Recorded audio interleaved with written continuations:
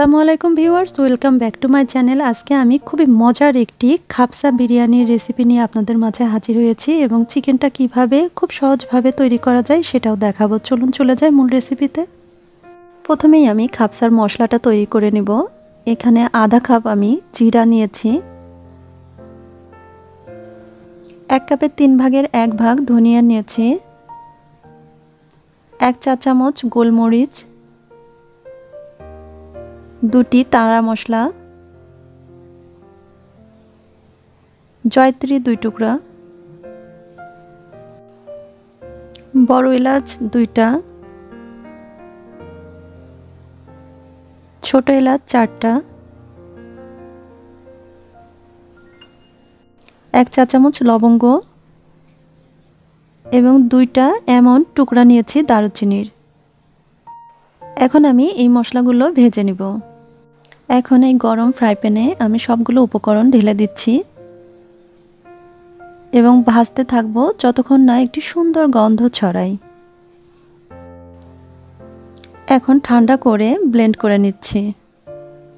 এই মশলাটা এইভাবে করে রাখলে আপনারা 2 থেকে 3 মাস পর্যন্ত ব্যবহার করতে পারবেন। এখানে আমি একটি মিডিয়াম সাইজের চিকেন নিয়েছি এবং 4 পিস করে নিয়েছি। প্রতিটা পিসে আমি এইভাবে একটু কেটে কেটে নিয়েছি যেন মশলাগুলো ভালোভাবে যায়।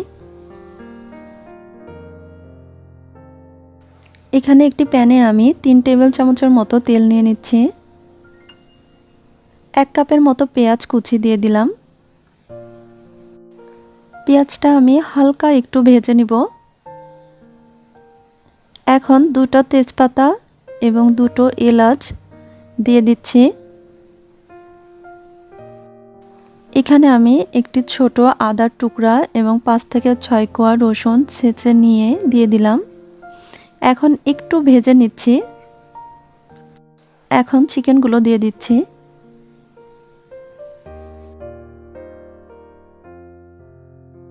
এখানে আমি একটু বেশি লবণ ব্যবহার করছি যেন রাইসের জন্য আমার এক্সট্রা লবণ আর দেয়া না লাগে। এখন একটু চিকেনটা এপাশ ওপাশ করে উল্টিয়ে নেব। তবে খেয়াল রাখতে হবে পেঁয়াজটা কখনোই আগে থেকে সম্পূর্ণরূপে ভেজে নেওয়া যাবে না।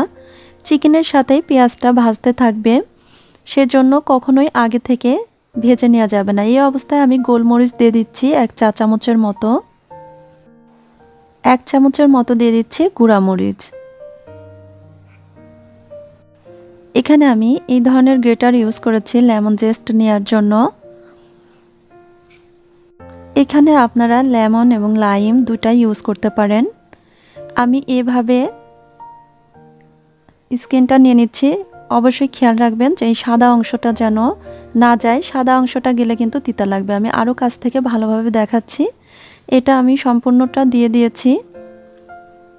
এই অবস্থায় একটি টমেটো আমি এভাবে কুচি করে দিয়ে দিচ্ছি। এখন সবগুলো একসাথে এইভাবে একটু নেড়ে নিচ্ছি। এই অবস্থায় আমি দিয়ে দিব খাবসার মশলা। এই মশলাটা কিন্তু আপনারা একটু বেশি পরিমাণে ব্যবহার করবেন। আমি মশলাটা কম খেতে পছন্দ করি, তাই এখানে 2 চা চামচের মতো মশলা দিয়ে দিচ্ছি। এই খাবসা রান্নার 60% টেস্ট আনে এই মশলাটা, তো কোনোভাবেই এই রান্নায় মশলাটা স্কিপ করবেন না। চেষ্টা করবেন অবশ্যই এই মশলাটা বাসায় করে নেয়ার, তাহলে এই খাবসার পুরা টেস্টটাই আপনারা অবশ্যই পাবেন। এখন আমি একটু নেড়ে মশলাগুলো মিশিয়ে নিচ্ছি চিকেনের সাথে।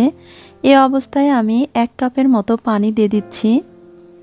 এখানে পানির পরিমাণটা নির্ভর করবে আপনারা কি ধরনের চিকেনটা নিয়েছেন। এখানে যদি নরম চিকেন হয় তো 1 কাপ পানিতেই হয়ে যাবে। যদি আপনারা হার্ড চিকেন নেন তবে অবশ্যই 2 থেকে 3 কাপ পানি লাগবে। এখন ঢাকনা দিয়ে ঢেকে 10 মিনিটের মতো রান্না করে নিব মিডিয়াম হিটে রেখে। 10 মিনিট পরে চিকেনগুলো একটু নেড়ে দিচ্ছি যেন নিচে লেগে না যায়।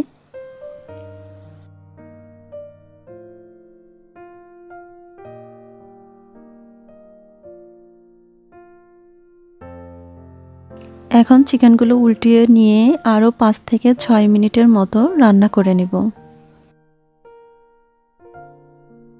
আরেকটি ফ্রাই প্যানে 1 টেবিল চামচের মতো তেল দিয়ে দিচ্ছি এবং চিকেনগুলো মশলা একটু লাগিয়ে নিয়ে সেই ফ্রাই প্যানে ভেজে নিব। খাবসা রান্নার নিয়মই এমন যে খাবসার চিকেনটা এইভাবে ফ্রাই করে নিতে হয়।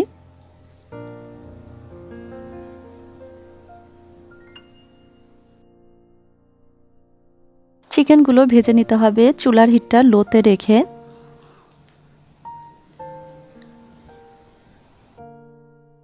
এখন আমি এই মশলার মধ্যে বাসমতি চাল দিয়ে দিচ্ছি, আর এই চালটা আমি 15 মিনিট মতো ভিজিয়ে রেখেছিলাম।